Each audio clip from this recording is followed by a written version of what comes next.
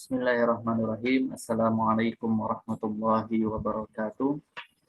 Alhamdulillahirabbil alamin wassalatu wassalamu ala asyrafil anbiya'i wal mursalin sayyidina wa maulana Muhammadin wa ala alihi wa sahbihi ajmain amma ba'd.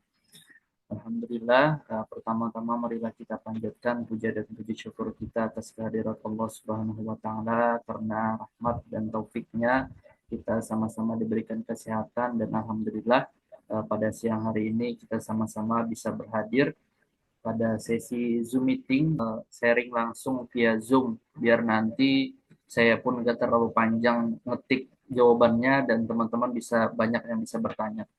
Nah, kemudian salawat serta salam semoga senantiasa kita aturkan kepada junjungan kita Nabi Muhammad Sallallahu Alaihi Wasallam beserta keluarga, sahabat dan para pengikutnya hingga akhir zaman. Baik, marilah kita buka sama-sama sesi Zoom meeting terkait Latsar CPNS Penghulu ataupun perihal KUA dan lain-lain bersama-sama membaca basmalah. Bismillahirrahmanirrahim. Sebelum kita mulai Q&A-nya, sedikit saya mau sharing teman-teman terkait perjalanan teman-teman. Dan alhamdulillah sekarang kira-kira sekitar sudah sebulan ya, pas 1 bulan kayaknya, atau kurang sebulan, teman-teman sudah jadi CPNS Penghulu. Dan ada yang sudah menikahkan, dan ada yang belum diberikan kesempatan untuk menikahkan. Dan juga ada yang masih ngulik-ngulik simkah dan administrasi perihal KUA. Nah, masing-masing berbeda karena masing-masing ditempatkan di KUA yang mungkin berbeda secara tipologi maupun angka pernikahannya. Sehingga ada yang dikasih kesempatan sudah menikahkan, ada yang belum dikasih kesempatan, ada yang masih ngurus seputar administrasi nikah. Dan perihal gajian ini berbeda-beda ya setiap kanwil, bahkan setiap kabupaten itu berbeda. Di tempat saya ini kata teman-teman sebagian itu sudah cair dan cairnya sudah 2 bulan, alhamdulillah Juni dan Juli. Tapi di kabupaten lain itu ada yang belum cair. Jadi masing-masing beda. Jangankan tiap kanwil, tiap per kabupaten aja beda. Jadi masing-masing berbeda kebijakannya. Jadi cukup ditunggu saja dengan sabar dan berusaha untuk bertahan hidup kan, karena apalagi khususnya yang ditempatkan di tempat yang jauh, mau tidak mau harus bertahan bagaimana caranya sampai nanti cair gaji pertama. Nah, kemudian yang kedua, sebelum kita mulai Q&A-nya, saya pengen sharing sedikit terkait alhamdulillah beberapa bulan yang lalu karena kita sudah pengalaman mendampingi teman-teman khususnya yang bimbel, ada yang ikut bimbel dan webinar, alhamdulillah. Dan mungkin karena teman-teman sharing ke teman yang lain yang mungkin belum rezekinya atau mungkin ada kelas di kampusnya yang bertanya bagaimana caranya tips and trick lulus CPNS Penghulu. Bahkan sampai saat ini hari per hari ini itu masih ada yang chat saya, Ustaz, bagaimana caranya biar bisa bimbel, ikut bimbel katanya, atau ada nggak masih dibuka bimbelnya buat kami persiapan CPNS Penghulu, nah dan lain-lain. Nah, kalau saya pribadi saya belum bisa membuka karena pengumumannya CPNS, pembukaan CPNS-nya saja tidak ada, bagaimana kita mau membukakan. Nanti pun saya juga pengen sharing teman-teman kiranya berkenan juga nanti kalau mau ada yang memesan order buku yang akan kita terbitkan, dan insya Allah sebentar lagi ini bisa buat CPNS Penghulu kayak teman-teman, atau mungkin buat yang baru ingin mempersiapkan seleksi buat nanti kiranya bisa lolos di tahapan seleksi CPNS Penghulu. Nah, mungkin saya sharing sedikit covernya aja, boleh ya sebelum kita mulai. Nah, mungkin nih gambarannya sudah kelihatan belum? Belum ya? Nah, ini kira-kira lah gambarannya. Ini judulnya yaitu Jadi Penghulu, Panduan Belajar CPNS Penghulu. Nah, ini bisa untuk teman-teman yang baru jadi CPNS dan juga bagi teman-teman yang mungkin di luar sana adik kelas atau apa siapapun yang ingin menjadi penghulu, boleh nanti ini bisa dibantu dipromosikan karena ini kita membuat secara tim ya. Jadi detailnya tahapan dari seleksi sampai regulasi, fikih munakahat dari dasar hukum pernikahan sampai waris kita cantumkan di sini. Makanya kira-kira di halamannya itu sekitar 250 halaman. Jadi insya Allah paket lengkap dari tata cara ijab dan kabul, dari khutbah nikah, doa setelah akad nikah, ijab kabul 3 bahasa, dan lain-lain sudah kita rangkum di sini. Karena pengalaman kemarin dan waktu saya pun eh, mencari materi itu terpencar, apalagi orang yang tidak biasa membaca peraturan, pasti dia eh, kesulitan untuk membaca dan memahami peraturan yang dimaksud, pasal-pasalnya bagaimana. Nah, sehingga kita mudahkan dengan cara cukup membaca alur dari awal sampai akhir, insya Allah bagi CPNS penghulu maupun bagi yang ingin menjadi penghulu, insya Allah secara materi dan kompetensi, kalau membaca, insya Allah sudah matang kompetensinya. Nah, seperti itu. Jadi semuanya sudah kita rangkum secara detail, baik itu dari tata cara, persyaratan, kualifikasi pendidikan CPNS penghulu, kemudian alur KUA, kemudian tipologi KUA, dan lain-lain sudah kita lengkapi. Intinya waktu materi bimbel kemarin itu sudah kita lengkapi di sini. Seperti itulah. Dan ini kita lengkapi lagi fikih munakahatnya kemarin itu kan belum kita sampaikan terkait li'an, illa, zihar, kemudian apalagi waris. Nah, itu sudah kita lengkapi. Manasik haji, apalagi pengukuran arah kiblat. Nah, insya Allah simple sederhananya kita masukkan di buku ini. Nah, mungkin itu aja yang ingin saya sharing sebelum kita mulai. Kalau ada yang minat, boleh silahkan hubungi saya. Kalau ada yang minat ya, hubungi saya tulis namanya dulu, nanti pembayarannya kalau sudah selesai ya, dan kita hubungi. Insya Allah bisa menemani perjalanan teman-teman menjadi CPNS penghulu seperti itu. Oke, semoga banyak yang mau order, tapi kita limit ya. Jadi mau saya tulis dulu nama-namanya biar nanti saya sesuaikan nanti pemesanannya. Nah, oke, mungkin itu saja. Lanjut, kalau ada yang mau pertanyaan, kita mulai sesi tanya jawabnya. Oke, kalau ada pertanyaan, monggo silahkan. Yang mau ingin bertanya, angkat tangannya. Boleh nih. Kita mulai sama Ustadz Kais. Kalau bertanya, boleh di open video ya, biar teman-teman yang lain bisa lihat. Oke, Baik, Assalamualaikum silakan. warahmatullahi wabarakatuh. Waalaikumsalam. Baik Ustadz, jadi saya mau bertanya Ustadz, ini kan saya sudah mendapatkan beberapa core issue aja. Nah itu core issue itu apakah yang harus berhubungan dengan penghulu langsung atau yang ada di kantor tempat kita bekerja itu Ustadz, seperti Web, itu. tadi apa Ustadz? Beberapa core issue yang mau Oh, diangkat kok jadi isu. Oke. aktualisasi, seperti Oke. itu. Baik. Satu Sudah lagi, Ustadz. atau ada lagi? Eh, Waktu kita maksudnya menyusun rencana kerangka itu apakah boleh sekarang, J? Tapi untuk penerapannya waktu jadwalnya keluar ngoten. Seperti itu, Ustaz. Oke. Terima kasih pertanyaannya Ustadz Ya, Ais.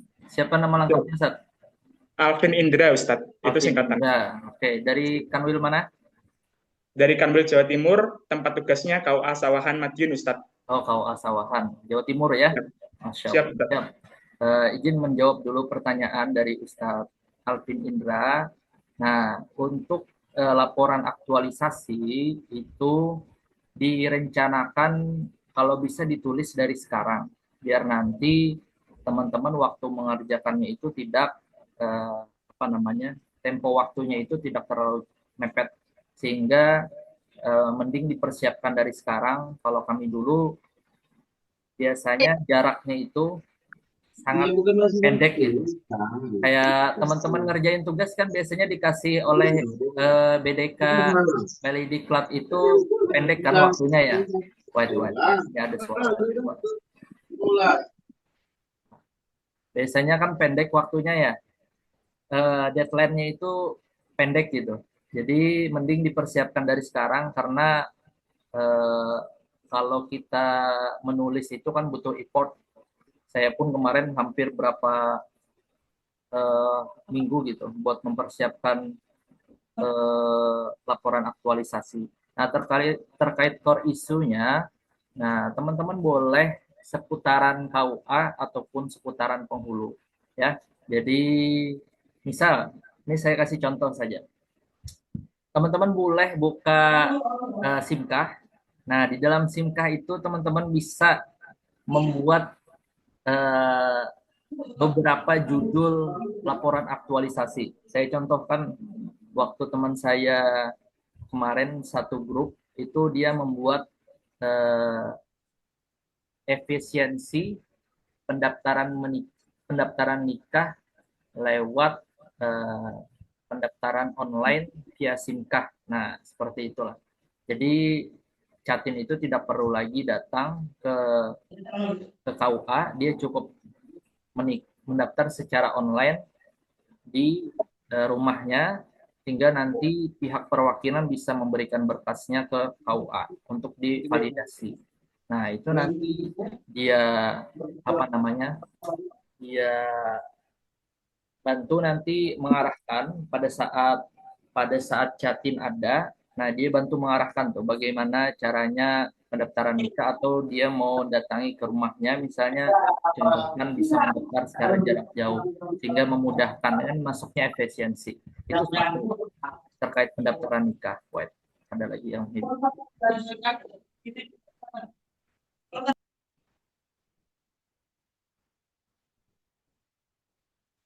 Itu satu. Kemudian pemeriksaan nikah. Nah, pemeriksaan nikah kan yang diperiksa biasanya validasinya eh, identitas terkait KTP, akta lahir, kartu keluarga, kemudian validasi terkait wali nikah, saksi, dan syarat-syarat nikah lainnya. Nah, itu bisa satu jadi laporan aktualisasi juga. Contoh misalnya eh, membuat banner atau spanduk terkait urutan wali nikah, sehingga eh, kalau di kawat teman-teman belum ada spanduk terkait urutan wali nikah, nah itu bisa dibuat karena banyak masyarakat itu belum mengerti urutannya. Misal, padahal bapaknya meninggal, saudaranya masih ada, kemudian pihak mempelai ini nggak mau, dia pengennya itu dia dinikahkan oleh pamannya. Nah, padahal kan saudaranya ada yang lebih utama. Nah, itu bisa kita jelaskan. Coba lihat di spanduk tersebut bahwa urutan wali itu setelah setelah ayah itu kakek, kemudian apabila kakeknya meninggal, datuknya meninggal, baru ke saudara laki-laki sekandung. Nah, tidak bisa Bapak Ibu yang Catin ini meloncat langsung ke paman karena ada saudara laki-laki yang eh, tidak bisa dilangkahi. Nah, itu bisa kita membantu menjelaskan secara pelayanan dan mengartikan pengantin, membuat Catin paham biar mengerti bahwa urutan wali itu tidak boleh dilingkar. Itu dua. Terkait teman-teman, asal sederhana aja, lihat apa yang pengen teman-teman buat. Terus kemarin bimbingan perkawinan, saya ingin meningkatkan pelayanan di bimbingan perkawinan. Biar bimbingan perkawinan itu punya materi yang bagus untuk disampaikan. Nah, itu satu laporan aktualisasi lagi. Jadi membuat materi bimbingan konseling yang sederhana ala Gen Z misalnya. Nah, itu bisa jadi laporan laporan aktualisasi satu. Itu masuknya ke bukan berorientasi pelayanan, tapi kompetensi. Nah, itu peningkatan kompetensi terkait siapa yang menjadi pemateri. Nah, dengan memiliki buku tersebut, eh, bimbingan pernikahannya itu bisa lebih kekinian dan tidak terlalu monoton. Itu bisa. Itu tiga. Empat. Masih di dalam bimbingan perkawinan. Bimbingan perkawinan, eh, kalau teman saya kemarin buat buku saku itu contoh yang tadi ya. Ada juga teman saya itu membuat bimbingan perkawinan via online. Jadi kalau yang tidak bisa ikut bimbingan perkawinan secara offline, maka bisa mengikuti bimbingan perkawinan secara online via misalnya Zoom, via uh, via apa namanya Google Meet, dan lain-lain. Itu bisa teman-teman buat. Itu sebagai bentuk solusi kalau ada masalah itu solusinya gitu. Nah itu masih di bimbingan perkawinan ya. Kemudian hmm, peningkatan pelayanan staf misalnya, membuat sebuah SOP terkait pembuatan surat rekomendasi nikah yang mungkin di KUA teman-teman membuat surat rekomendasi nikah itu nyampe 30 menit atau bahkan sejam. Nah, teman-teman harus bisa buat SOP-nya misalnya pembuatan SOP-nya jadi 15 menit dengan tata cara alurnya seperti ini, seperti ini, seperti ini. Itu bisa. Jadi banyak hal yang bisa teman-teman ulik. Teman-teman lihat aja masalahnya. Lihat staf kinerjanya lama atau tidak. Kalau teman-teman lihat lama kinerjanya, apa masalahnya? Nah, setelah lihat apa masalahnya, oh ternyata ini masalahnya karena mereka tidak mengetahui alurnya bagaimana, teman-teman buat alurnya itu bisa jadi laporan aktualisasi. Kemudian informatif. Nah, terkait informatif, teman saya ada yang bikin website, kemudian Instagram, kemudian WhatsApp Auto, nah macam-macam. Ini terkait informasi kepada masyarakat agar kiranya bisa diakses secara jauh, tidak harus datang ke KUA. Kalau saya kemarin, bukan saya sih, Ustadz Adib. Ustadz Adib itu membuat WhatsApp Auto, kalau diklik nanti walaupun dia tidak balas, adminnya tidak balas, tapi kalau ada klik kata daftar syarat atau daftar nikah, klik aja kata itu dari yang ngechat, nanti keluar otomatis persyaratan daftar nikah di KUA ini. Nah, nanti tidak perlu kita balas satu-satu, jadi ada settingannya. Nah, seperti itu. Jadi banyak hal yang bisa teman-teman bikin ya terkait core isunya, dan itu harus dipersiapkan dan sekarang, karena ini bukan seperti skripsi. Kalau skripsi teman-teman bisa ambil comot sini, comot sini, comot sini, comot sini, jadikan satu, ada hal yang baru. Kalau ini kan eh, minim orang yang mau berbagi terkait laporan aktualisasinya. Makanya teman-teman tidak bisa comot sana, comot sini, dan ini harus membuat betul-betul dari awal dan menulis sendiri. Oke, next. Kalau ada yang bertanya boleh. Angkat tangan. Izin Ustaz. Oke, monggo. Ustaz Hamid, silahkan. Baik, perkenalkan nama saya Abdul Hamid Ustaz.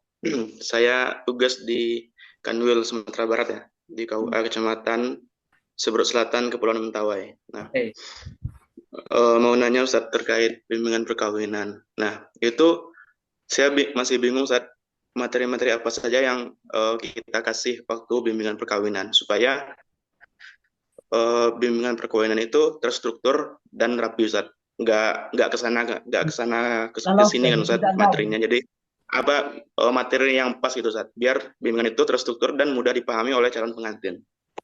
Ini itu aja Ustaz. Oke, terima kasih atas pertanyaannya. Izin menjawab Ustaz Hamid terkait bagaimana agar materi bimbingan perkawinan itu terstruktur, rapi, dan tidak terlalu ngalor ngidul lah, bahasanya kan kemana-mana. Ini menarik. Jadi nanti insya Allah teman-teman nanti ada pelatihan bimbingan konseling atau keluarga sakinah. Nah itu boleh diikuti baik itu secara daring via Pintar, mungkin Pintar Kemenak, atau mungkin ada balai diklat yang melaksanakan, itu nanti boleh diikuti. Tapi sederhananya kalau enaknya itu posisikan teman-teman itu sebagai catin. Itu dulu, posisikan teman-teman sebagai catin. Kita ingin mengikuti bimbingan konseling, apa saja sih yang sebenarnya kita pengen tahu dari pernikahan. Nah, tidak perlu ngalor ngidul, cukup posisikan diri kita aja. Pertama, kalau dari saya itu, saya punya 3 materi pamungkas kalau simpelnya itu. Pertama itu membuat bagaimana caranya Catin itu menerima pasangan baik secara fisik maupun sifat, karakter, psikologi, dan lain-lain. Jadi masing-masing Catin itu harus wajib menerima pasangan baik itu secara fisik, psikologi, sifat, dan lain-lain. Karena biasanya kan kita sampaikan, kalau sudah melangkahkan kaki ke KUA itu berarti tandanya sampean berdua sudah berani untuk menikah dan siap menerima baik itu kekurangan, kelebihan, dan apapun itu terkait pasangan sampean.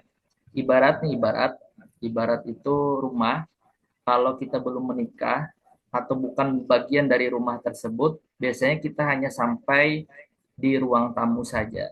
Ruang tamu itu pasti baik, teman-teman. Pasti baik. Jarang ruang tamu itu seadanya. Pasti bagus, insya Allah.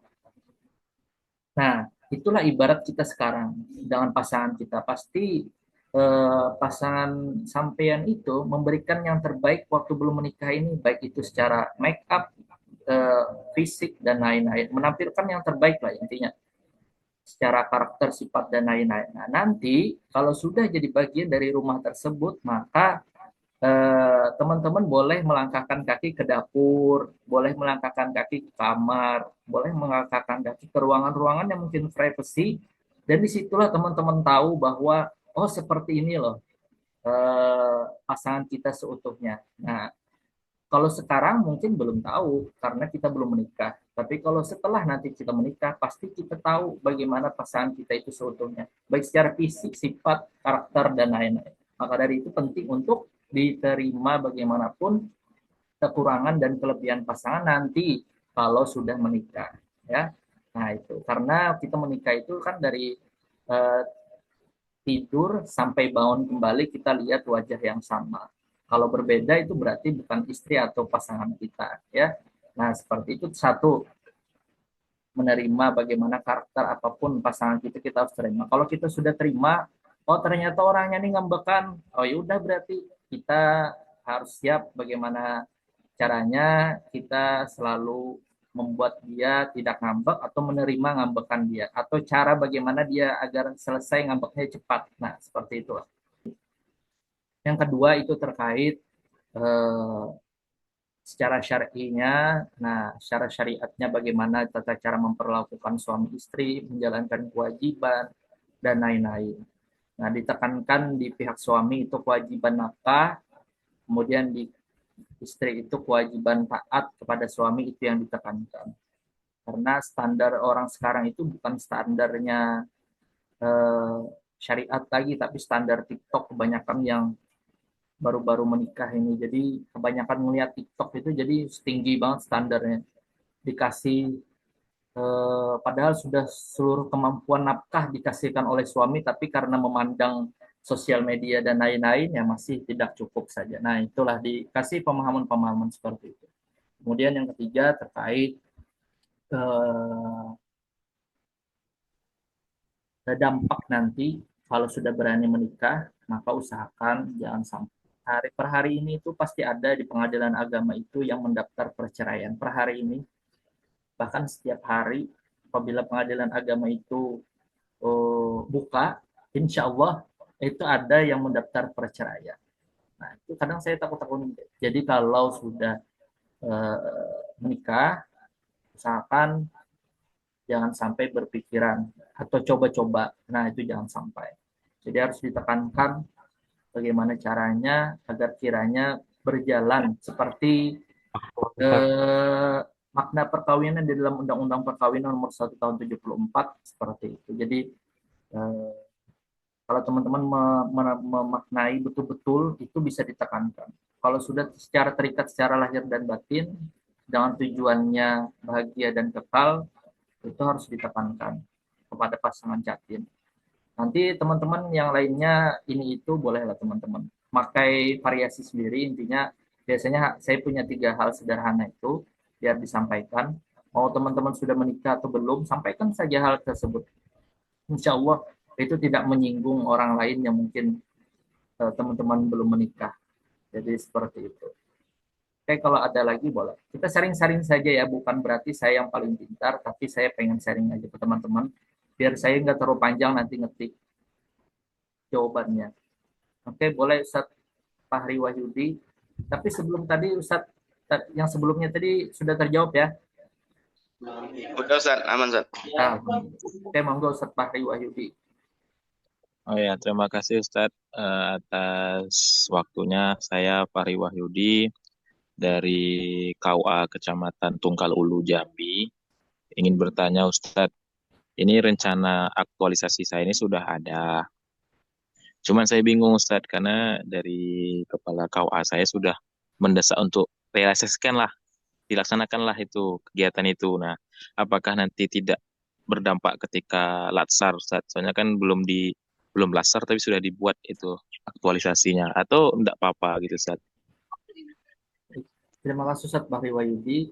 Eh, Terkait jawaban atas pertanyaan antum tadi, kalau dari saya itu laksanakan saja sesuai perintah atasan atau kepala KUA sampean. Toh nanti untuk laporannya juga bisa diatur terkait fotonya dan lain-lain. Yang penting kita sudah melaksanakannya. Bahkan kalau melaksanakan dari awal juga tidak masalah. Kalau teman-teman sudah mendapatkan materi terkait berakhlak, nah itu sudah bisa mulai diterapkan apa saja yang teman-teman ingin lakukan terkait aktualisasi. Ya, tinggal nanti pada saat laporan nanti diatur mau laporannya waktu masuk sudah mulai disuruh laporan aktualisasi, yang penting secara penerapan kita sudah mulai. Nah, seperti itu. Kan bisa saja. Kalau urusan laporan itu bisa disetting lah, intinya seperti itu. Gampang pokoknya. Yang penting laksanakan sesuai perintah atasan, jangan dinanti-nantikan nanti penilaian atasan jadi kurang sama teman-teman ya. Oke. Next, Oke. kalau ada lagi boleh kita ngobrol santai aja, nggak usah serius-serius, jos gitu. Kalau teman-teman persiapkan dari awal. Terus dilihat standar minimal halamannya ya. Kalau nanti ada standar minimal halaman berapa, kalau orang-orang yang tidak mau susah, cukup penuhi standarnya saja. Tapi kalau orang-orang yang pengen uh, sempurna atau idealis, nah boleh dilebihkan nanti. Oke. Oke ya, kalau ada pertanyaan lagi saya ingin di sini. Oke. Apa saja hal yang harus kita hindari atau yang harus kita wanti-wanti agar kita lulus Latsar, Ustaz? Oh, oke. Baik, itu aja satu atau ada lagi? Cukup itu aja, Ustaz. Baik. Terima kasih atas pertanyaan Ustadz Muflis dari KUA Singkep Selatan, Ninggar, Kepulauan Riau. Masya Allah. Ini zonanya se Indonesia ya teman-teman. Ini Zoom meeting kita ini mainnya se Indonesia. Walaupun saya dari Kalimantan Selatan, alhamdulillah saya bisa menjawab pertanyaan teman-teman yang bahkan dari Kepulauan Riau. Jadi terkait apa saja yang harus kita wanti-wanti. Pertama, itu baca semua peraturan yang sudah di-share oleh Balai Diklat. Detail, baca ulang 2 kali sampai 3 kali. Kemudian yang kedua itu lakukan sesuai dengan tempo waktunya, misalnya deadline-nya kapan, teman-teman harus selesainya sebelum deadline yang sudah ditentukan. Kemudian yang ketiga, ikuti semua arahan dan jangan sampai kode etiknya dilanggar ya, baik dari pihak PDI Suara ataupun dari pihak namanya kelompok kita atau mentor dan lain-lain yang menyelenggarakan latsar tersebut. Jadi harus dibaca betul-betul. Kadang teman-teman latsar itu membacanya itu nggak sampai selesai kadang peraturan-peraturan itu, sehingga banyak yang masih belum tahu. Jadi kalau sudah di-share oleh Balai Diklat, langsung dibaca peraturan latsarnya apa saja. Oke. Next, silakan Ustaz Muhammad Cahyadi. Assalamualaikum warahmatullahi wabarakatuh, Ustaz. Ya, Jelas suaranya, Ustaz? boleh, silakan. Kenalkan, Ustaz, nama saya Muhammad Cahyadi Rustam, PPNS Hulu, Kabupaten Tinggi Timur, Kabupaten Kepulauan Meranti, Provinsi Riau, Ustaz. Provinsi Riau. Oke. Ini, Ustaz, saya mau tanya tentang mutasi, Ustaz. Selama Ustaz jadi penghulu itu, Ustaz udah pernah dimutasi atau belum? Atau yang ingin tahu tuh apakah ada prosedur untuk mutasi kita yang sebagai pemulung gitu, untuk pengajuan kah atau menunggu dimutasi kah atau ada jalur lain gitu Ustaz. Jalur langit. Kasih Ustaz. Oke, terkait mutasi, eh, pertama saya jawab sesuai prosedur dulu ya. Teman-teman sudah menandatangani minimal 10 tahun itu tidak boleh meminta untuk mutasi. Itu satu secara prosedur. Kemudian yang kedua, kalau teman-teman kurang nyaman di tempat sekarang, kan kita ditempatkan di kecamatan ya. Nah, nanti bolehlah melobi atau mengajukan mungkinnya minta dipindah sekitaran kecamatan yang lain, mungkin yang ada di kabupaten yang mungkin menurut kita lebih nyaman, boleh minta ajukan. Tapi kalau untuk mutasi antar kanwil, nah itu sangat sulit sih menurut saya. Nah, kalau antar kabupaten ya masih mending lah. Tapi itu pun kadang dibenturkan oleh apa yang kita tanda tangani kemarin. Jadi seperti itu. Jadi pihak kepegawaian itu kadang sulit karena kita kan menulis tanda tangan ya, siap ditempatkan di mana saja. Tapi saya mau mengutip kata-kata teman saya yang ditempatkan di tipologi D1. Kalau kata dia, kalau kita sudah merasa tidak nyaman dan tidak menyukuri, maka sepanjang perjalanan kita ditempatkan di situ, kita tidak akan merasakan kebahagiaan atau kenikmatan. Nah, jadi eh, kalau kita merasa sudah ditempatkan itu kita tidak mensyukuri, maka sepanjang perjalanan kita ditempatkan di situ, kita tidak akan merasa kenikmatan ataupun kebahagiaan. Jadi lebih baik teman-teman syukuri, jalannya itu disyukuri, diterima, melakukan apa yang mungkin teman-teman bisa lakukan. Nah, seperti itulah. Coba nanti sakitnya sudahnya tidak diterima, terus tidak ada jalan, kan sudah tidak disyukuri, nanti kita menjalani jadi sakit. Ya, lebih baik disyukuri, karena itulah teman-teman disyukuri. Dan sering-sering lah lihat orang-orang nyari pekerjaan gitu, nyari pekerjaan sering-sering lihat orang nyari pekerjaan. Ada bahkan di Bekasi kemarin nggak usah lihat di sosmed sampai bejibun kan. Bahkan saya yakin di angkatan teman-teman kuliah itu masih ada yang belum bekerja. Saya yakin itu. Jadi penting untuk kita syukuri walaupun kita ditempatkan di jauh tapi kita sudah bekerja. Nah, lebih baik mana? Tanyalah teman-teman yang sudah panjang perjalanan nyari pekerjaan sana sini, sudah pernah dikerja dari mana-mana. Lebih sulit mana nyari kerja sama bekerja? Nah, itu lebih sulit mana? Lebih sulit mencari kerja teman-teman, nggak mudah nyari kerja itu, ya enggak. Nah seperti itulah, kalau kita syukuri insya Allah kita lapang, insya Allah kita bisa menjalaninya seperti itu ya. Diterima ya Ustaz, karena itu sudah ketetapan dan takdir antum pertama ditempatkan di situ. Siapa tahu nanti dapat pasangan daerah situ kan, atau mungkin dapat bos, anak bos mungkin, siapa tahu kan, jadi tiba-tiba tajir. Nah, seperti itulah. Jadi Udah nikah Ustaz. mensyukuri lah. Kalau sudah punya istri ya berarti istrinya perlu dipahamkan. Seperti itu ya. Atau istrinya dibawa ke tempat antum juga nggak masalah.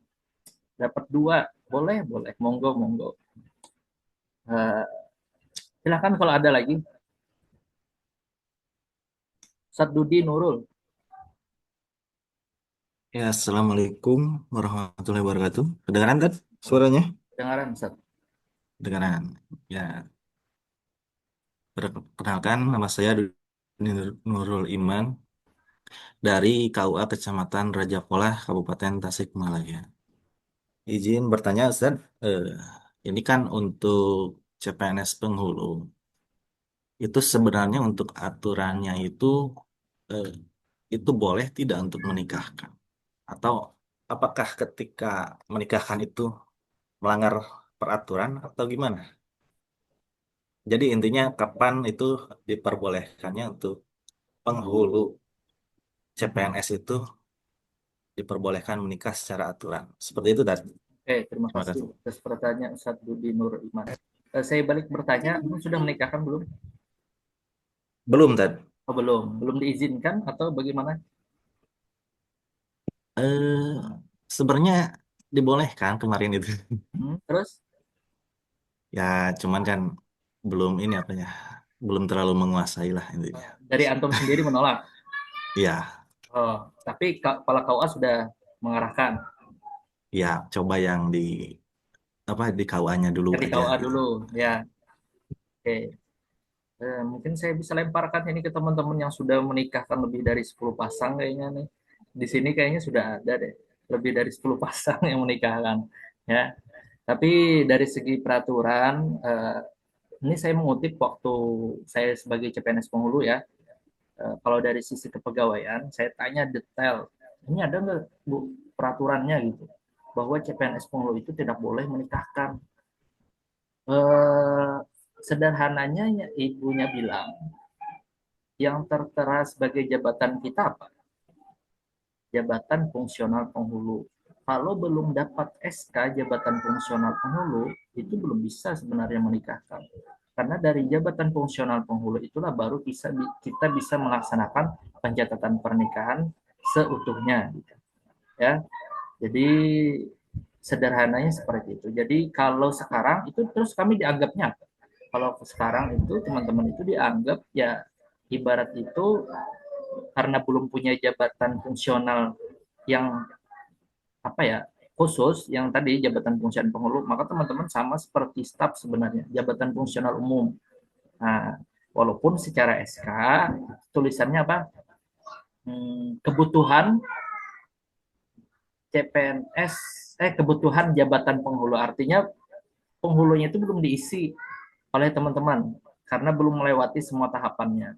Tahapannya apa aja yang ini pertama latsar, kemudian dilantik jadi CPNS 100%, baru setelah dilantik jadi CPNS 100%, nanti teman-teman usul lagi menjadi agar kiranya bisa punya SK jabatan fungsional penghulu. Nah, itu sama usulnya dengan usul 100% nanti. Nah, seperti itu. Tapi nih, kalau nanti ada masanya kita disuruh atau diminta oleh kepala KUA, ya mas laksanakan. Tapi nanti untuk menghadiri mungkin teman-teman bisa menandatangani, tapi untuk yang PPN cukup dikosongkan karena teman-teman bukan PPN ya. Untuk menghadiri mungkin bolehlah. Tapi nanti tetap atas izin saya boleh tanda tangan enggak Pak? Atau nanti saya aja yang tanda tangan sampai cukup melaksanakan aja kata kepala. Ya wes, nggak usah tanda tangan gitu. Yang penting kita manut apa kata kepala. Siapa tahu kalau kita itu terus mau disuruh siap terus terjun ke masyarakat. Nanti tahap pertama disuruh menikahkan ya, tahap kedua nanti disuruh mengisi undangan-undangan, baca doa di tempat-tempat eh, acara-acara tertentu, bahkan bisa nanti jadi rohaniawan mengambil sumpah tuh, yang pegang Quran. Nah itu bisa teman-teman disuruh juga. Jadi intinya baiknya teman-teman persiapkan sebelum disuruh. Nanti kalau ada masanya, ambillah kesempatan itu nanti jangan sampai kepala KUA itu uh, tidak lagi ingin menyuruh teman-teman kayak gitu. Masa ada CPNS penghulu nih di kantor satu sama staf KUA. Kebetulan kepala KUA-nya ada kegiatan di luar yang tidak bisa di-handle, tidak bisa diwakilkan, dan pernikahan ini harus bisa dilaksanakan. Masa kepala KUA memilih staf KUA padahal ada penghulunya di kantor kan seperti itulah biaya logikanya. Kalau saya umpamanya jadi kepala ada CPNS penghulu terus ada staf, kalau ada pernikahan mending saya suruh CPNS penghulu, toh nanti dia juga jadi CPNS jadi penghulu kan seperti itu. Tapi secara administrasi ya mungkin teman-teman belum boleh untuk menandatangani, tapi untuk menghadiri kalau nggak salah boleh aja ya. Dan itu sifatnya ada yang darurat, ada yang dibutuhkan, tergantung situasi kondisi KUA-nya masing-masing ya. Yang mana kita tidak bisa menghandle. Bahkan kemarin ada yang dapat surat tugas untuk menikahkan massal ya. Nah, Itu kalau sudah dapat surat tugas artinya kita diakui kan sebagai penghulu, ya nggak? Logikanya nih, ada yang dapat surat tugas kemarin di Jakarta CPNS penghulu, itu diminta untuk menikahkan massal di Istiqlal. Nah, berarti CPNS penghulu itu sama dianggap seperti penghulu juga. Kalau sudah dikasih surat tugas kayak gitu, bukan staf kan yang disuruh, tapi CPNS penghulu. Nah, jadi logikanya seperti itu. Ya boleh-boleh saja kalau memang dibutuhkan. Jangan sampai kita yang menghindar atau bahkan dianggap, mohon maaf tanda kutip, kita dianggap kurang layak lah. Masa sudah lulus CPNS penghulu bersaing banyak orang, terus disuruh menikahkan saja nggak mau, kan agak gimana gitu ya. Harus siap teman-teman. Kalau nggak siap, teman-teman tadi malam ada yang chat saya, semalaman saya ngulangin rewatch rekamannya YouTube Ustadz 7 kali sampai saya hafal betul alur dan ucapan-ucapan yang saya sampaikan, kata beliau. Dan alhamdulillah setelah saya ikut apa namanya seperti yang Ustadz lakukan, kata beliau kan, ini kata teman-teman yang CPNS penghulu, alhamdulillah Catinnya itu waktu izin sampai menangis, acaranya khidmat dan lain-lain. Alhamdulillah saya. Tapi saya itu standarnya ya nanti teman-teman padukan saja bagaimana cara kepala KUA, nanti dirangkai lah dengan cara teman-teman sendiri. Jadi dipersiapkan, banyak cara untuk mempersiapkan. Kalau ada kesempatan, gas ambil. Kalau nggak ada kesempatan, ya wes santai di kita di KUA. Turu-turu aja, turu-turu. Ya. Oke, lanjut. Kalau ada pertanyaan lagi. Kalau nggak ada, kita tutup nih. Ini serius ya, nggak ada yang bertanya lagi ya. Via WA, via Telegram. Bahkan ada panjang banget ngetik. Nah, jadi kalau ada kesempatan kayak gini, silahkan ditanyakan langsung. Oke, monggo. Ngalor ngidul nggak apa-apa. Iseng aja nggak apa-apa juga. Pertanyaannya boleh. Nah, ini kalau saya mau kasih tips kalau teman-teman mau dipandang Widya Suara bagus, sebelum Widya Suara mengajukan pertanyaan yang boleh bertanya, teman-teman sudah angkat tangan. Nah, itu kelihatan keaktifan kita. Itu kalau mau yang ideal, bagus, pengen juara di Latsar misalnya. Kurang lebih seperti itu caranya. Sebelum ada sesi pertanyaan, kita sudah aktif, mulai siap mempertanyakan untuk apa yang ingin kita tanya. Oke, next. Monggo Ustadz Zulfikar. Ya, baik. Terima kasih Ustadz. Suara saya jelas? Jelas, jelas. Oh iya. Jadi yang ingin saya tanyakan, ini kan masih CPNS ya, tapi teman-teman yang lain di sini yang penyuluh itu sudah membuat laporan. Ya, terus? Iya, yang saya mau tanyakan, kita yang ini informasi penghulu, sebagai CPNS, apa sih yang perlu kita perhatikan betul saat-saat melaksanakan tugas setiap hari, supaya ketika dimintai laporan itu kita bisa dengan mudah memberikan laporannya. Baik. Laporan apa dulu nih, kalau boleh tahu, Ustaz? Misalnya triwulan atau laporan per bulan, apakah ada seperti itu untuk penghulu atau tidak, Ustaz? Oke. Pertama, sekarang itu seluruh CPNS atau bahkan PNS itu wajib mengerjakan yang namanya e-kinerja. E-kinerja itu semacam laporan apa yang kita kerjakan sehari-hari gitu, atau bahkan dalam bentuk triwulan. Kalau di tempat saya bentuknya triwulan, selama 3 bulan itu apa aja yang kita kerjakan, tapi itu semua harus sesuai dengan rencana kerja kepala KUA. Jadi kita ngikut aja, misal kepala KUA merencanakan kerja itu terkait pelaksanaan bimbingan perkawinan, misalnya 100 pasang di dalam setahun. Nah, nanti dalam triwulan itu kan per 3 bulan, nah kita bagi aja 100 pasang itu jadi triwulan, berarti ada 4 4 kali 4 kali ya, 4 kali 3 12 kan, berarti ada 4 kali laporan. Nah itu dibagi aja 100 bagi 4 misalnya 25 ya, nah 25 pasang. Nah nanti kita intervensi, kita mendata jumlah peserta bimbingan perkawinan misalnya sebanyak 25 pasang.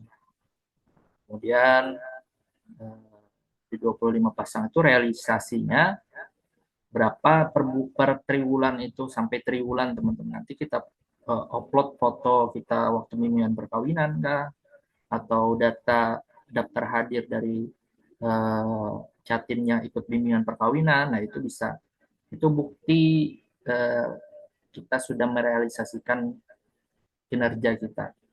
Nah intinya seperti itu. Jadi kita tidak bisa membuat rencana kerja, makanya kalau ada yang minta saya untuk bimbingan terkait SKP, saya nggak pengen share itu karena itu berbeda dan tergantung rencana kerja kepala KUA masing-masing. Nah, jadi ini kepala KUA dia buat rencana kerja, kemudian ada beberapa rencana kerja misalnya bimbingan perkawinan, manasik haji, dan lain-lain. Kemudian kita sebagai bawahan itu ikut mengintervensi rencana kerja kepala KUA ini, entah dari sudut dari jumlah orang yang mengikuti kah, atau jumlah terlaksananya kegiatan tersebut kah, boleh jadi bisa aja, yang penting intervensi rencana kerja kepala KUA, bukan rencana kerja teman-teman ya, rencana kerja kepala KUA. Nah, jadi nanti menyesuaikan rencana kerja kepala KUA, kita intervensi beberapa, misalnya rencana kerja kepala KUA itu ada 5, berarti kita misalnya yang sesuai dengan kita itu tupoksinya 3, ya wes kita ambil 3 yang kita intervensi. Nah, seperti itulah kurang lebihnya. Untuk teknisnya nanti teman-teman bisa YouTube sendiri, tapi sederhananya saya sampaikan seperti itu. Dan usahakan targetnya tetap baik saja, sesuai ekspektasi. Nanti kalau sudah di atas ekspektasi, itu nanti kalau teman-teman di tahun berikutnya jadi sesuai ekspektasi, kan nurun tuh. Artinya kinerja teman-teman nurun. Paham nggak maksud saya? Kalau tahun ini teman-teman di atas ekspektasi misalnya laporannya, kemudian di tahun berikutnya teman-teman jadi sesuai ekspektasi saja, artinya teman-teman kinerjanya menurun. Lebih baik sesuai ekspektasi aja terus. Kalau teman-teman sudah mulai di atas ekspektasi, mau tidak mau teman-teman harus di atas ekspektasi aja. Nah, seperti itu kurang lebihnya. Jadi intinya intervensi ya, intervensi itu ikut campur dengan rencana kerja kepala KUA. Kalau kepala KUA-nya tidak ngisi, ya berarti teman-teman bisa ngisi SKP. Sederhananya seperti itulah. Jadi makanya kalau saya itu izin minta tolong, dan kepala KUA itu kalau boleh sharing kinerja beliau, jadi saya bisa bantu intervensi dan melakukan penambahan kalau memang beliau mungkin agak gaptek terkait teknologi mengisi dan lain-lain. Nah itu bisa teman-teman bantu sebagai CPNS yang memfasilitasi lah. Nah seperti itu. Oke ya. Ada lagi? Saya jawab pertanyaan ini insya Allah secara umumnya saja, tidak secara spesifik, karena ini akan didengarkan oleh umum. Jadi saya khawatir ada kesalahpahaman, jadi kita bahas secara gamblang umumnya saja. Monggo Ustadz Usman Purnomo. Ya, terima kasih Bapak. Tadi penjelasannya sangat menggugah dan juga bermanfaat. Tetapi ada nih Pak, kekhawatiran kami masalah SKP ini. Kan sekarang kita ada 2 tuh, ada kinerja, ada SKP. Apakah nanti terdapat evaluasi? Contohnya SKP saya ini tidak sesuai dengan apa yang saya kerjakan, atau contohnya nanti berbanding terbalik lah gitu kan, karena nanti anggaplah saya mengutip SKP orang lain dan saya ubah berdasarkan nama saya dan data kepribadian saya. Nah, apakah nanti akan ada konsekuensi di belakang itu? Contoh ketika saya memasukkan itu dan tidak sesuai pada kenyataan lapangan atau fiktif lah kalau bahasa orang sekarang. Apakah itu nanti akan berdampak hukum kepada saya? Itu satu. Yang kedua, untuk e-kinerja ini apakah kami CPNS ini sudah mulai melakukan e-kinerja atau bagaimana? Itu aja mungkin Pak pertanyaan dari saya yang sangat meresahkan saya lah sebagai CPNS baru gitu. Ya, baik. Terima kasih pertanyaan Ustadz Usman. Terkait SKP, ini kalau di tempat saya itu hanya satu saja. Tapi kalau di tempat sampean dua, nah itu tolong dipastikan lagi ke pihak kepegawaian, yang mana yang harus kami kerjakan. Pastikan dulu itu. Nanti berarti yang fokus kita, kata kepegawaian yang A, berarti yang A yang harus kita kerjakan betul-betul. Dan usahakan sesuai realita, walaupun sedikit nggak masalah. Yang penting sesuai realita, ya. Dan jangan kopas, apalagi berbeda jauh dengan rencana kerja kepala KUA. Artinya kan kita ngikut orang lain, bukan ngikut atasan, ya. Nah itu yang harus ditekankan. Walaupun rencana kerja kepala KUA itu 3 atau 2 saja, wes kita ikuti rencana kerja kepala KUA kita, karena yang atasan yang bertanggung jawab atas kita ya kepala KUA berarti. Nah, bagaimanapun kinerja kita yang menilai tetap kepala KUA, bukan kepala KUA yang lain kan, seperti itu.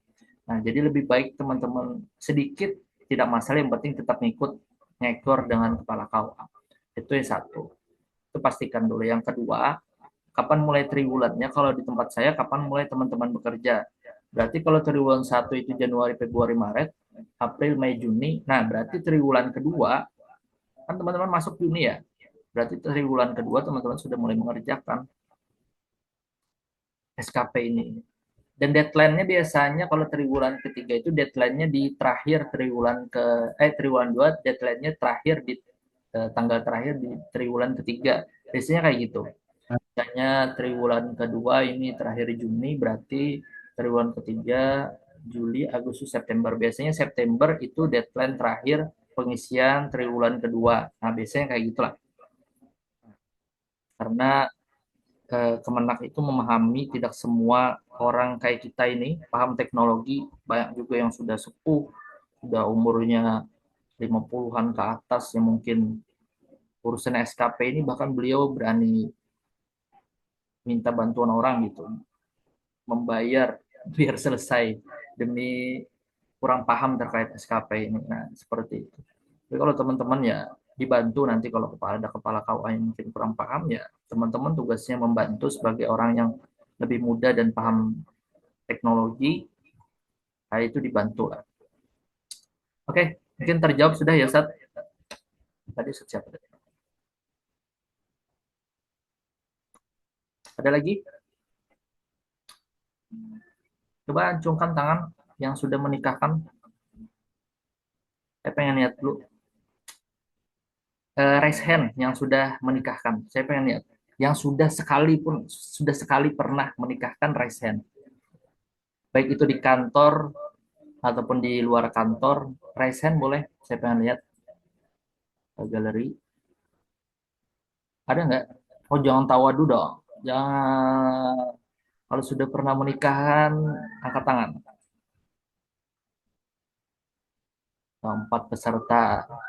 Masa dari 100 yang menikahkan baru 46? Nah, kan jujur aja, jujur. Satu kali pun nggak masalah. Menggantikan kepala misalnya.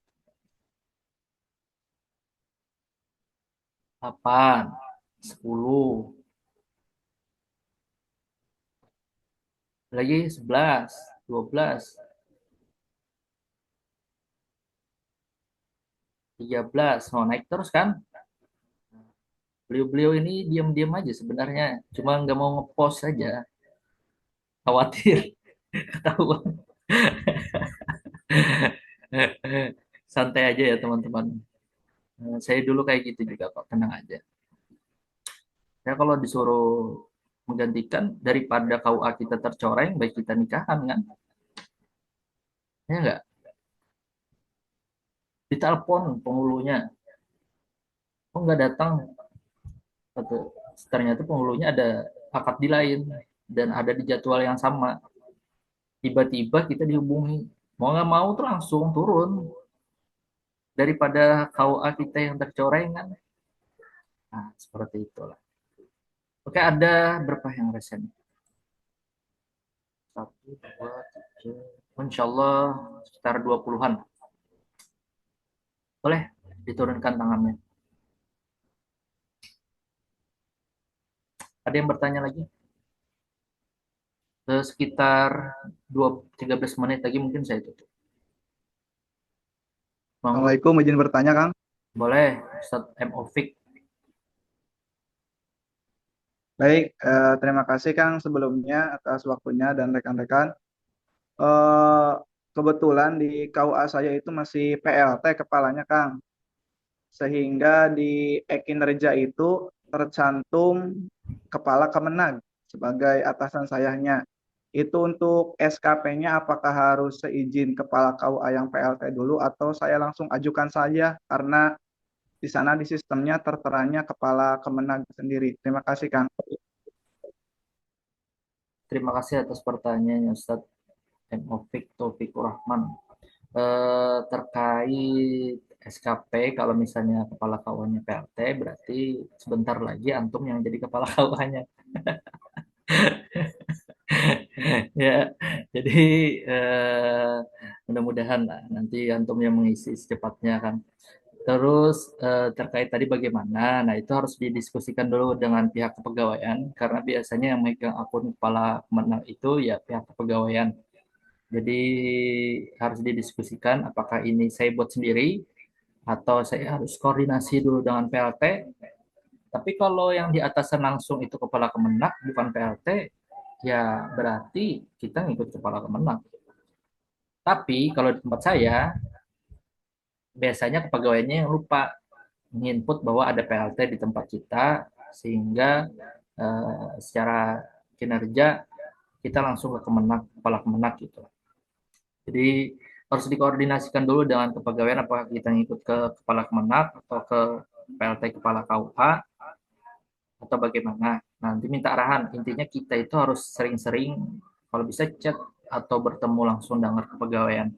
Karena yang tentang urusan SKP ini ya pihak kepegawaian dan saya tidak mau mengambil jawaban yang mungkin secara spesifik karena jangankan teman-teman yang kita bedakan Will apalagi yang beda kabupaten aja beda kebijakan kepegawaiannya ya. Jadi eh, harus hati-hati lah intinya harus tanya sering-sering tanya lah tanya kalau teman-teman jauh jaraknya ya chat mohon izin Bu mau bertanya terkait SKP foto bahwa atasan saya ini kepala Kemenag, apakah saya membuat langsung atau saya harus mengikut PLT atau bagaimana. Nah, seperti itulah. Komunikasinya dimainkan. Oke ya, Ustaz ya. Monggo kalau ada lagi. Sudah selesai? Tidak ada lagi. Bertanya, boleh, boleh. Silakan. Siapa angkat tangan, angkat tangan.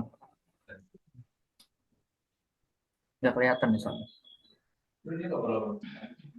Bentar. Oke. Monggo.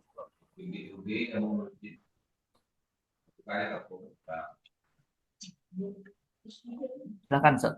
Yang saya Tat. Assalamualaikum. Perkenalkan nama saya Dupani Getosa dari Kanwil Jambi, Tat.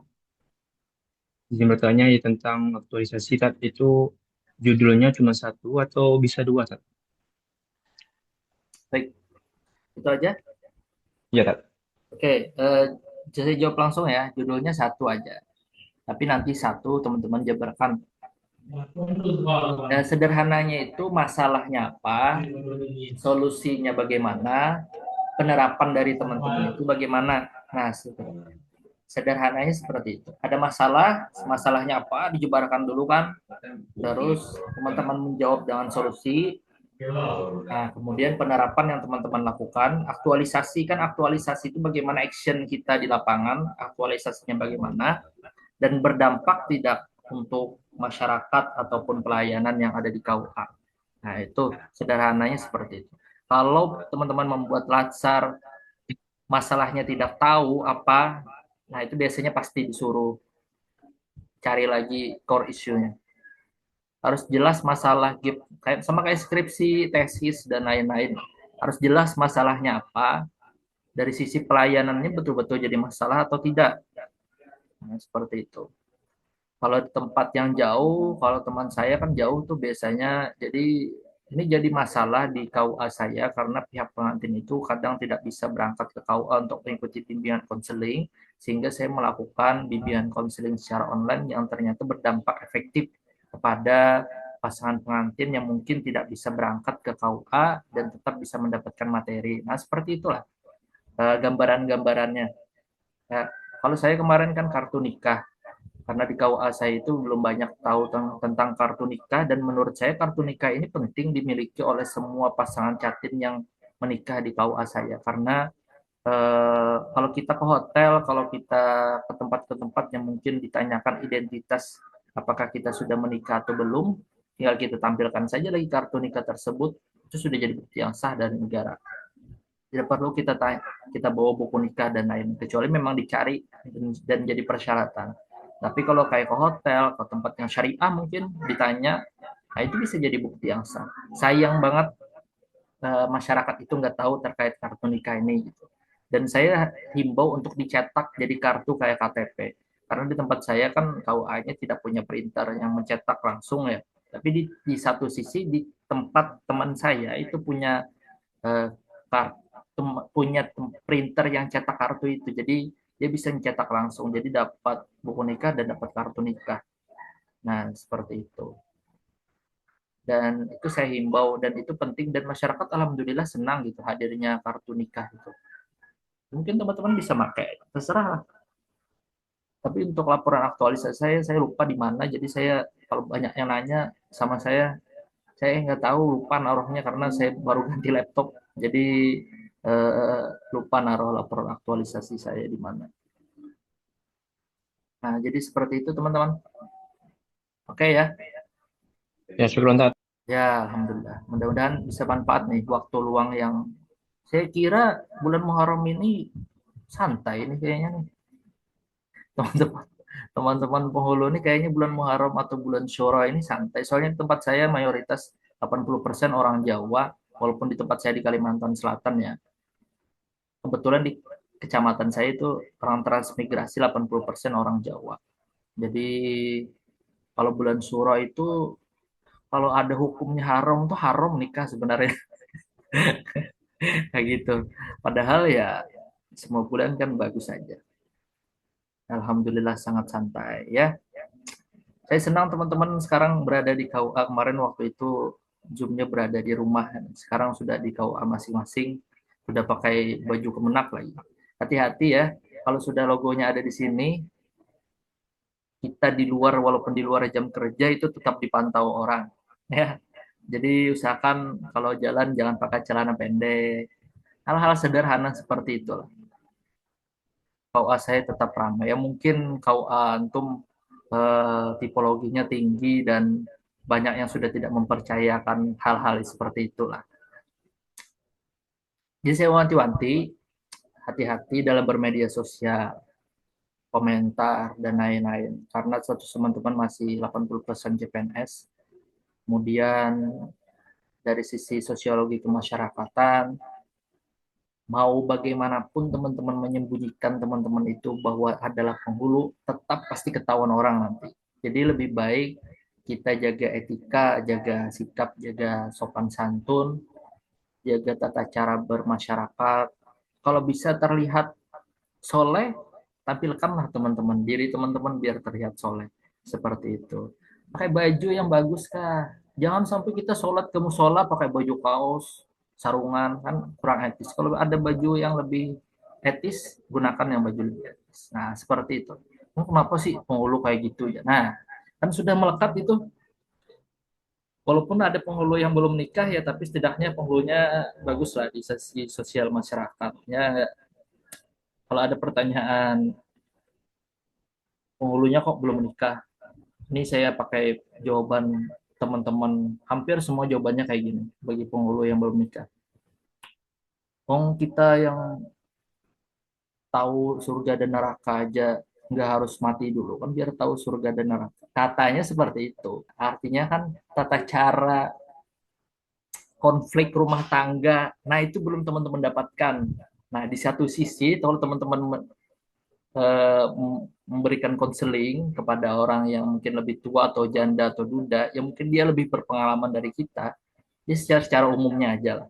Jangan sosokan memberikan yang detail padahal kita sendiri belum nikah. Jadi ya mudah-mudahan lah. Tapi mahal loh nanti kalau sudah teman-teman jadi CPNS penghulu ini, banyak nanti tawaran-tawaran. Kenapa tawaran-tawaran itu datang untuk menawarkan anak-anaknya? Karena pertama kita sebagai penghulu, penghulu itu insya Allah nih, insya Allah secara syariat keilmuan agama insya Allah paten bagi masyarakat. Terus yang kedua, pasti berusaha untuk selalu senantiasa menjalankan kewajiban sebagai suami dan mempertahankan rumah tangga. Karena kerjaan kita sebagai penghulu, ya nggak? Jadi insya Allah kalau anaknya itu dijodohkan sama penghulu, insya Allah itu awet tahan lama. Nah, seperti itu. Tapi kalau sama yang profesi-profesi lain kan belum tentu. Kayak halo-halo dek mungkin kurang gitu kepercayaannya sekarang. Kalau sekarang, kalau ada penghulu insya Allah awet tahan lama gitu, bertahun-tahun. Karena uang kita menceramahi orang lain, masa rumah tangga kita sendiri kurang pas kayak gitu lah. Seperti itu. Kan jago nih kita ceramain orang lain kan jago nih. Berarti kita harus mengamalkan. Oh dan satu ya, hati-hati menceramahi orang lain atau memberikan konseling.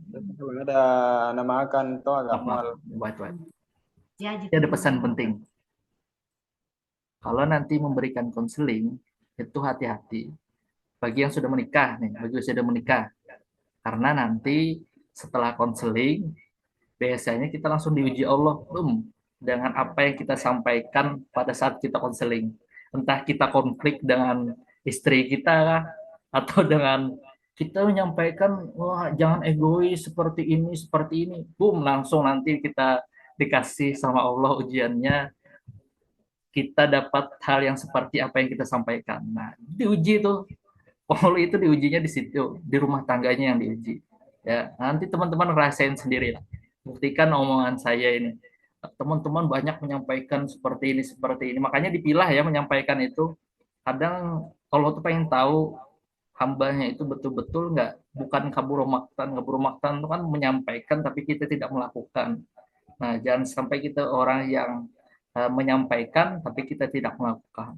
Artinya menyampaikan sabar, nanti kalau sudah jadi pasangan suami istri nanti akan ada banyak masalah. Kita sebagai pasangan suami istri harus banyak-banyak bersabar dan lain-lain. Setelah itu percaya deh, nanti ada yang menghampiri sesuatu yang membuat teman-teman harus sabar. Nah, seperti itulah kurang lebih. Jadi alhamdulillah makanya sekarang saya tipis-tipis saja memberikan konseling itu, jadi banyak yang penyuluh agama aja karena berat teman-teman memberikan konseling orang yang berumah tangga itu karena banyak masalahnya seperti itu. Tapi kalau teman-teman berani siap menjalankan apa yang kita sampaikan, monggo, itu lebih baik ya. Oke. Ini sekedar wajibkan sedikit aja, bukan yang paling pintar ya, tapi semoga bermanfaat lah intinya. Dipilah apa yang cocok, apa yang pantas disampaikan, etika kita tetap dijaga, khususnya terhadap atasan dan lingkungan kerja kita, staf dan lain-lain. Usahakan ya friendly lah, beradaptasi, kan ada berakhlak salah satunya adaptif. Kita harus bisa beradaptasi dimanapun kita ditempatkan. Orang itu nggak menganggap lagi bahwa kita itu CPNS penghulu, nggak. Pokoknya kita penghulu, kita bisa selesaikan semua permasalahan fikih munakahat ataupun peraturan perundang-undangan terkait pernikahan. Orang nggak mau tahu, pokoknya itu sudah kita bisa tahapan yang harus bisa kita laksanakan. Jadi ini banyak-banyak sharing dengan teman-teman, punya grup di kabupatennya masing-masing. Kalau ada masalah kayak gini bagaimana, sharing lah intinya. Nah, seperti itu. Mudah-mudahan manfaat ya. Kita sharing santai, ngapain aja ngobrol santai. Jadi nggak usah serius-serius ya. Nah, semoga teman-teman sehat selalu. Kemudian yang belum diberikan jodoh didapatkan jodoh yang terbaik, ditemukan jodoh yang sangat-sangat terbaik, baik dari segi bibit, bebet, bobotnya, nasab, kemudian secara malnya, kemudian agamanya dan lain-lain. Mudah-mudahan ditemukan bagi yang belum menikah, ditemukan jodoh yang terbaik, kemudian diluaskan rezekinya untuk bisa meminang. Kan kita butuh modal meminang, diluaskan rezekinya untuk meminang, kemudian melancarkan acara akad nikahnya, lalu juga yang sudah menikah semoga selalu senantiasa diberikan ketentraman di dalam rumah tangganya, sakinah, mawaddah, warahmah, diberikan keturunan yang soleh dan soleha. Nah, kemudian teman-teman juga yang selama CPNS penghulu, mudah-mudahan lancar semua kegiatannya dan segala urusannya diberkahi, ya mudah-mudahan lancar segala urusannya, kerjakan semua kegiatan latsar dan lain-lain, semoga berkah. Dan kalau nanti ada menikahkan, nah itu usahakan sekhidmat-khidmatnya agar orang itu melihat walaupun teman-teman itu muda yang menikahkan, tapi bisa membawa memandu acara pernikahan itu luar biasa khidmatnya. Tapi jangan terlalu lama juga, nanti kalau terlalu lama orang gak terlalu suka juga. Jadi sedang-sedang saja ya. Semoga bisa membantu adanya sharing seperti ini. Nanti kalau ada pertanyaan-pertanyaan boleh sharing di grup. Kita punya ada grup konten kreator. Nanti kalau teman-teman belum jadi konten kreator juga nggak masalah, join aja di grup itu. Nanti kita sharing-sharing sama teman-teman yang lain se-Indonesia. Nah, mungkin itu saja. Terima kasih. Tidak ada pertanyaan lagi. Mudah-mudahan berkah pertemuan kita pada sore hari ini. Saya mohon maaf apabila ada salah kurang dan khilafnya menyampaikan apa yang mungkin kurang berpantas ataupun kurang berkenan bagi teman-teman. Kita niat sekedar sharing dan Q&A saja sebagai bahan persiapan. Ya, dan terima kasih. Semoga Allah memberkahi kita semua. Kemudian kita diberikan kesehatan dan keberkahan selalu, diluaskan rezeki. Dan mudah-mudahan yang belum gajian segera diberikan cair gajinya. Ya, amin. Ya, mungkin itu saja dari saya. Kita tutup majelis kita pada sore hari ini dan bersama-sama membaca doa kafaratul majelis. Subhanallah bihamdika asyhadu an la ilaha illa anta astaghfiruka wa atubu ilaik. Assalamualaikum warahmatullahi wabarakatuh.